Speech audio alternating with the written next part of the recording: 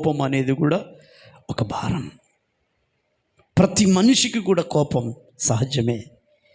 కానీ ఆ కోపం అనేది ఎంతవరకు ఉండాలో అంతవరకు ఆ కోపాన్ని మనం కంట్రోల్ చేస్తూ కాపాడుకోవాలి. ఎందుకంటే మనుషుని యొక్క కోపం దేవుని నీతిని నెరవేర్చదు. కోపపడుడి కానీ పాపము చేయకుడి. ఆవేశం వలన, కోపం వలన ఈనాడు ఎన్నో క్రైస్తవ కుటుంబాలు విచ్ఛిన్నమైపోతున్నాయి. పరిశుద్ధ గ్రంథములో చదువుతే దేవుని బిడ్డలారా, సామెతల పుస్తకం 27వ అధ్యాయం. ఇది చెప్పిన తర్వాత ఒక 2 సంఘటనలు మీకు చెప్తాను. సామెతల పుస్తకం 27 3వ వచనం చూడండి. రాయి బరువు, ఇసుక. రాయి ఇసుక 2 బరువుగానే ఉంటాయి. కానీ మనిషి యొక్క కోపం, మూడుని యొక్క కోపం ఈ రెండింటికంటే డేంజర్ అని చెప్తున్నాడు.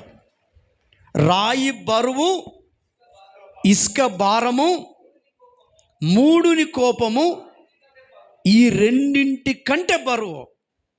అసలు ఇసుకే బరువు, రాయి బరువు. కానీ మనిషి కోపం అంటే ఈ రెండింటికంటే చాలా డేంజర్. ఈ రెండింటికంటే మనిషిని కోపమే చాలా వెయిట్ కలిగిందని చెప్తున్నాడు సొలొమోను గ్రంథకర్త. చూసారండి దేవుని బిడ్డారా, ఇసుక ఎంత బరువు ఉంటుందండి? చాలా బరువు ఉంటుంది. రాయి కూడా చాలా బరువు ఉంటుంది. కానీ మనిషి కోపం కూడా అంత బరువు అయినది అంటున్నాడు. అంటే కోపం అనేది కూడా ఒక బరువు, ఒక భారం. ఈనాడు ఎంతోమంది దేవుని బిడ్డారా కోపాన్ని బట్టి తమ స్థాయిని, తమ స్థితిగతులను పోగొట్టుకున్నవారు ఉన్నారు. బైబిల్లో దావీదును కోపముతో వెంబడించినటువంటి సౌలు ఉన్నాడు. చివరికి రాజ్యాన్ని, తన ప్రాణాన్ని 2 పోగొట్టుకున్నాడు. ఏం పోగొట్టుకున్నాడు? రాజ్యం పోగొట్టుకున్నాడు, ప్రాణం పోగొట్టుకున్నాడు.